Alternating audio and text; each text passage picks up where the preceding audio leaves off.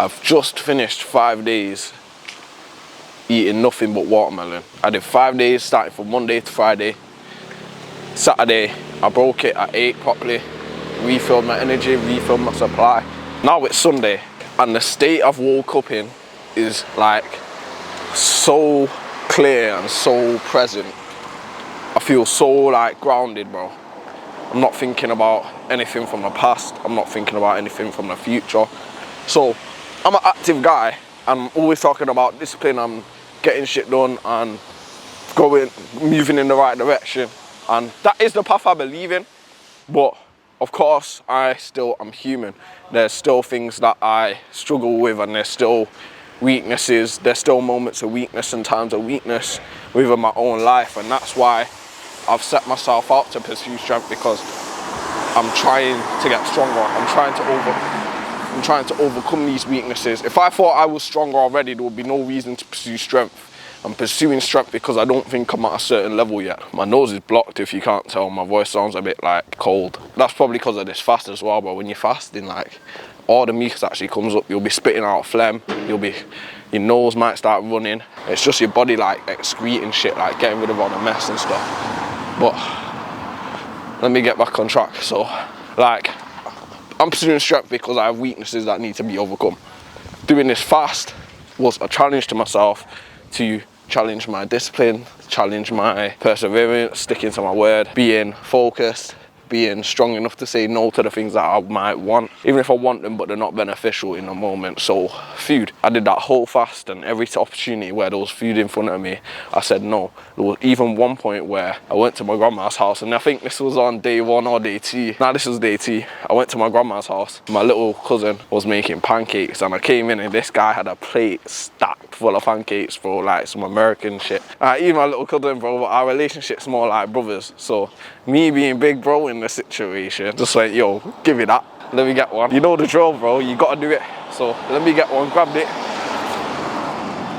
bit it, not thinking, started chewing, and then fucking light flash.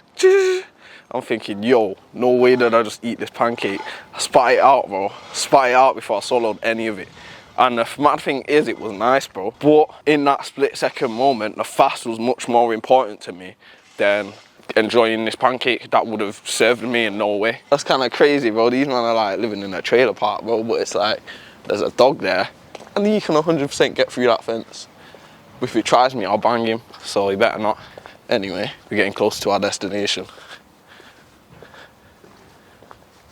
Anyway, like, fast is done and I feel godly, bro. Like I was saying, I just feel super in the moment. All I can think about is what I can do now. And one of my problems is that I'm thinking about what I could have done, what I can do now, and what I can do in the future all at once. And that stops me from being able to do anything, because I can't operate in the future, present, and past, bro. It's impossible. I've tried. So the thing I'm working on now is just being more present, being more grounded, and just focusing on the things I can do and the things I can control in the moment. Don't allow my shortcomings or my failures to change the way I perceive what I can do now. Just because I failed in the past does not mean I will fail again. Or just because I didn't do enough in the past does not mean I won't do enough now. You get me? A lot of people like to build their expectations of themselves based upon the failures instead of the wins. Very few people will build themselves up off of their wins. Most people build themselves up off of their losses. But what I do, and what a lot of high-level thinkers will do, is perceive everything as void, bro. They'll perceive everything from a base level of just logical, rational thinking, and then extract both good and bad things that they can from every experience. So let's say there's a nettle in these bushes now. Let's say I touch these nettles. Obviously, touch a nettle, my hand will sting. Obviously, that pain can be perceived as bad. My hand is hurting. That isn't a good thing. However, if I look at it rationally and I look at it logically and I understand what's happening on a biological level to my hand, there are positive things happening because I got stung. I could look at it as conditioning. I could look at it as building my pain tolerance. I could look at it as, apparently it has like antihistamine effects to be stung by stinging nettles. Apparently it actually helps your immune system. So I could look at all of the positive traits that come from it and just focus on them. And as long as I decide to do that, then I'm taking both the positives from an interaction and the negatives from an interaction and From the negatives, I'll gain the experience of mistakes not to make again. And from the positives, I gain successful experiences to base on my future moments where I need confidence, or where I need proof that I'm a winner, or I need proof that I've been successful in the past, and I can prove it to myself through remembering these memories. And that's how you use these things, bro. Everything in life is meant to be used. Everything is a tool. Experience is a tool. Life is a tool. Your vision's a tool. Fear is a tool to control you. Everything's a tool, bro. And if you use the right thing, or use everything in the right way, because everything has two uses, bro. A knife can be used to stab or to cook in it. A knife can be used as a weapon of mass destruction, or to create something to feed people. Everything isn't just a singular. Everything has two halves, and you can use both of those two halves for good. So if you actually analyze every situation, whether you initially perceive it as bad or perceive it as good, how can you flip it to work in your favor? How can you flip this situation to make you stronger? And that's the only thing that you really need to focus on. You can draw strength from anything. You can draw strength from the worst of experiences, bro. Think about like Spider-Man, bro. Like Uncle Ben got murked, bro. My man could have drew the most negative, evil, villainous shit from that experience, bro. It could have been the Prowler, bro. Like my man could have come out a villain, bro, just because his Uncle Ben got murked. And he didn't. He took the greatest good that he could possibly take from that experience of his uncle being killed in front of him by a criminal, and used it to turn himself into a superhero who's constantly saving lives, who's only doing things for the sake of good. That is mental transmutation, bro. And that's magic. And like, if you can do it for yourself and use the worst of the worst experiences that you experience in your life to bring good in your life for yourself and for the other people around you, then that is beautiful, because that good that you bring into other people's lives is going to lead them to bring in more good into their own lives and more good into the people's lives around them. And then you just have that consistent knock-on effect of bringing good and bringing truth into people's lives, and you're constantly helping people, constantly growing, constantly building, and constantly getting stronger, all from that one choice to do good, or to use the good from the bad experiences that you experienced. So to get all philosophical, mate. Well, this is me. This is what you're in for, mate. This is also me. Yeah, sir. We outside, man. We outside, man. And this pond is amazing. Normally there's like a tent here, someone fishing or something, but today there isn't, and we got the spot to ourselves, and I'm loving it. I'm loving it. But these are the things that we don't talk about. We don't talk about how to draw positive and negative energy from your experiences, bro. We don't talk about the reverse curse technique. We don't talk about them things, but those are the things that need to be spoke about in a world where everyone's got depression, or in a world where everyone's unhealthy. It's because your mind's unhealthy and you're making unhealthy decisions as a result of that. So it's mind over matter, 100%. I don't know if you can see in the water, but there's a bunch of little baby fish like right here. A wonderful sight. As long as you choose to draw the best from the experiences that you face, then you will be all right, because life can never get that bad if you draw the best positive experience from everything that you experience, because then you get to tell the story in a way that makes you better. So I completed my watermelon fast. 5 days, just watermelon. Couple of dates, but mostly watermelon. And now it's time for the next challenge. The next challenge for me, the next obstacle for me to overcome is going to be a bulk. I need to get bigger. So right now, during the fast I was weighing about 64 kg because of like water weight down, all of that. Sunday morning I've weighed in at 38.9 kg. So back up to my standard weight pretty much. Back up to my standard weight, and what I need to do now is just bulk, literally. So get into a calorie surplus, get my protein intake up. I want to keep it very whole foods because I need to maintain this clean state that I've got in my body. So I'm going to do just whole foods for the most part. Maybe rice, maybe bread in some circumstances, but other than that, very whole food based. And then from there I'm going to, so my fitness goal right now, get a bit stronger. First on the list is the handstand push-up. If you've been watching me on Instagram, you know I've already got a few of them in the bag. Got like, on average I'm getting maybe like 2-3, but I have hit 4 or 5 before, so I'm happy with that. Nah, you know what, fuck that, I'm not happy with that, bro. I need 10, bro. That's what the goal is, I need 10. And once I get to 10, then I'll be happy. I won't even be happy then. But that's the game, innit? Like, once I get 10, then it's like fully lock in with like planche training. But I do want a handstand push-up first.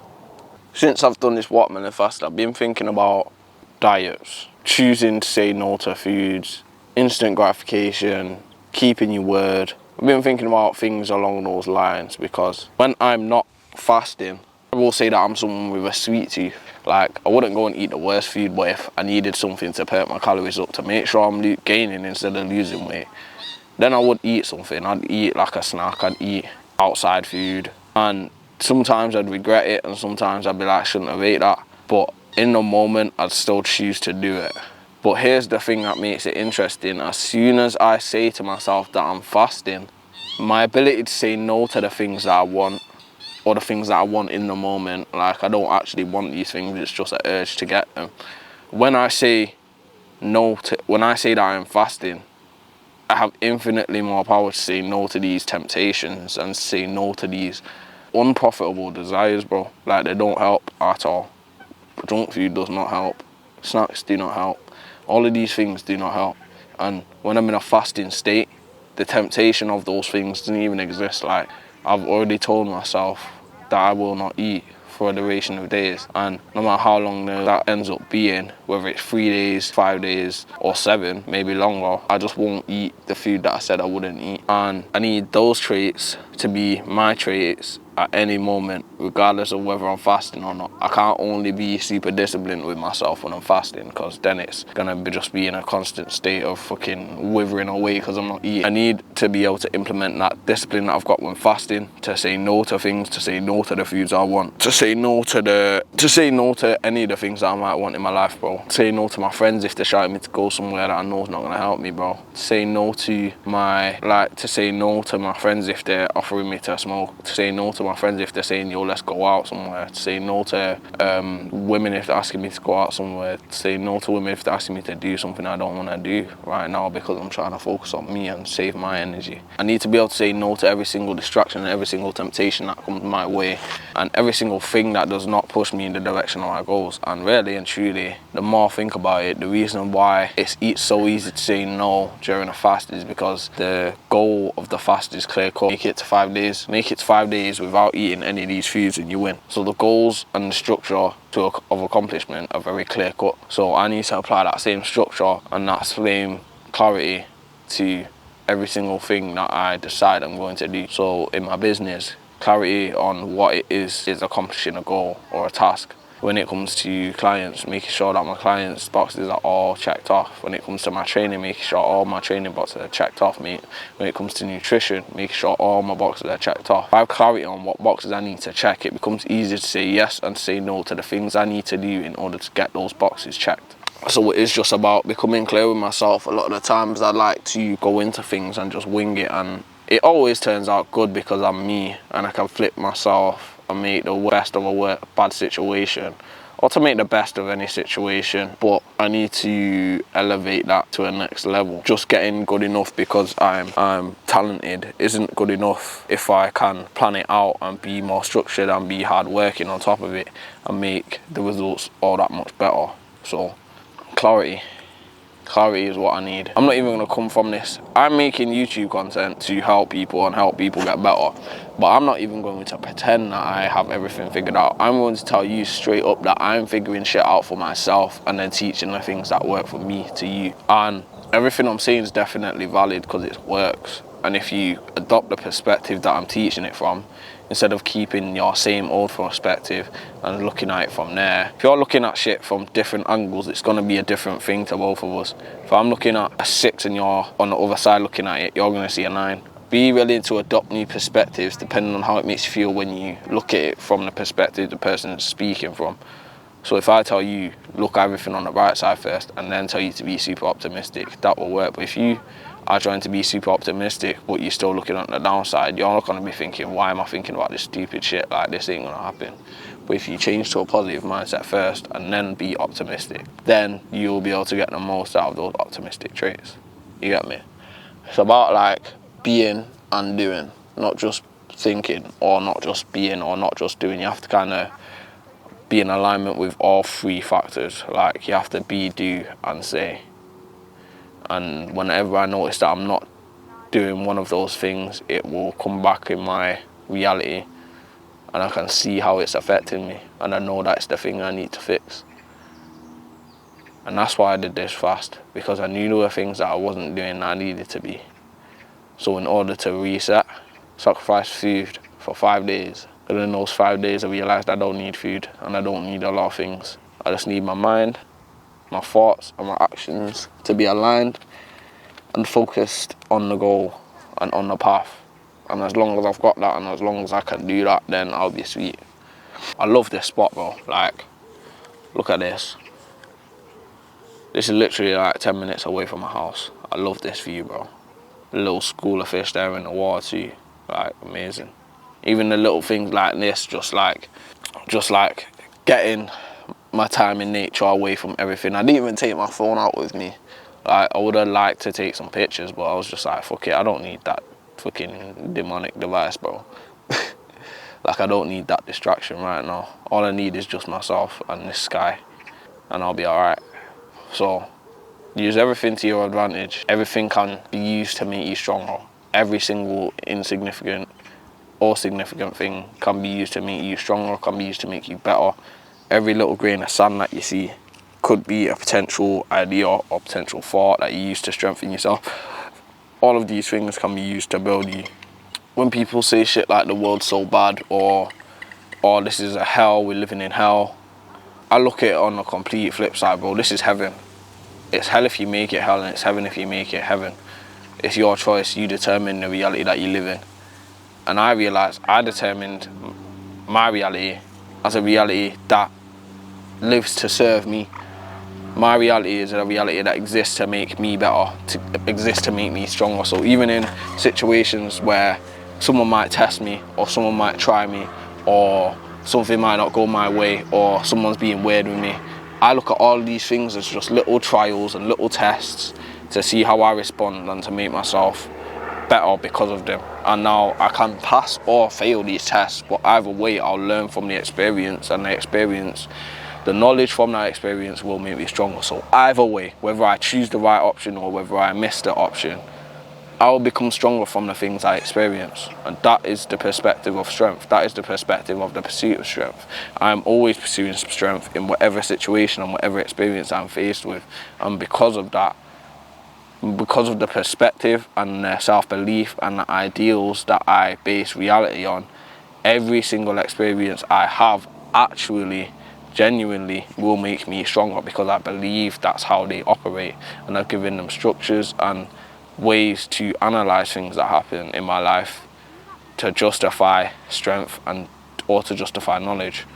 And it's only when you create a perspective that serves you that you can do that. Because if you don't have a perspective that serves you, and when someone's being a dickhead to you, they're being a dickhead to you and they're attacking you, and you feel like you're being attacked, the entire belief system's under attack, bro. When you're in them situations, you believe that everything that's happening is an attack on you personally, then you can't even fathom that it's not personal. You're personally and taking it personally and being hurt by it, and it's not allowing you to grow because you're too you're too focused on being hurt and that this person said this hurtful thing, instead of looking at, okay, this person said this hurtful thing. How much of this hurtful thing that they said to me is true? How often do you ask yourself, is the thing that this person who's pissing me off saying, is it true? Is there any truth to what this person's saying? A lot of you will have people who say shit that's not true and allow it to get under your skin and hurt you, bro. And you'll make dumb decisions because you're basing your reality now off what someone else said. And you're giving your control over reality, over your reality, to someone else. They have power over you because what they said changed the way you would have acted normally. You're giving people your power. You're giving your power away. You're giving your power away when you watch a show and you allow a show to make you feel a certain way, and it's making you feel or act a certain way. You're acting different because you've seen a character on the screen. Like, those things, you're giving your power away to an external source. When someone says something to me, I ask myself, is this true? If the thing's got no truth to it, I shrug my shoulders, or I laugh, or I say alright, or I don't give a fuck at all, like 0%. But Like, and here's the thing, you can't have an ego with it. If someone says something to me and it is true, someone's getting on to me for one of my flaws, let's say. My boss was getting on to me about being late one time, and I know that my time management isn't the best. So when he's getting on to me for being late, when I'm mad, it was just like, come on. Like, but when someone's getting on to me for being late or something that I actually know that I do, I sit back, bro, I say, okay, you're right. And then I actually look at myself and see the ways that I can change it. And obviously these changes don't happen overnight. You're not gonna switch your whole personality overnight, but you can take in what they're saying, become accountable, become aware of it, and then make the minute changes that you need to over time, or immediately, if it can be done, to no longer stay that person. You get me? You should want people to call you out, bro. You should want people to call out all your mistakes. You should want people to call you names. You should want people to call you out for what you are.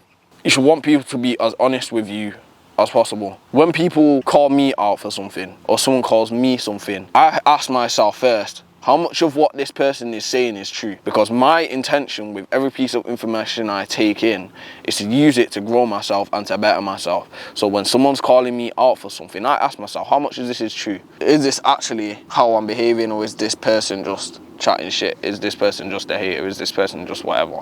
But if there's truth in what they're saying, if someone calls me out for a mistake in my technique, or calls me out for my attitude, or calls me out for something I said, or calls me out on an opinion that I have, or calls me out when I teach something and I say something that's wrong. If someone calls me out for something, I take full accountability and look inward first and ask how much of this is true. If none of it's true, I disregard it. If some of it's true, I look at myself and see where I went wrong and how I can fix it, because I want to be better. And that's what you need to realize. When people aren't willing to take in criticism in any way, shape or form, and instantly like reject or deflect or project or whatever, bro. When people do that, these are the people who ain't trying to grow. Because people who are trying to grow and people who are trying to improve and people who are trying to get better want feedback, bro. They need to know their flaws so that they can overcome them. You can't be aware of a problem if you're in the problem. But someone from the outside can tell me, yo, I don't like this, but you could do this. And I'll be like, all right, sick, write that down. I've got that now. Now this is information I can utilize to make me better. But when people are just so egotistical to the point where you can say something that's genuine help and genuine like constructive criticism, and they take it to heart, it's like, what is your issue? What do you actually want? I'm trying to help you by pointing out your flaws, and you take it as offensive and you close in and you decide, oh, that hurt my feelings, I'm not going to do anything. Stop taking shit so personal, bro. Do you think your flaws are you? Do you think your weaknesses and your strengths are your flaws are you? No, it's just things that you're good at, things that you're bad at, and things that you can get better at.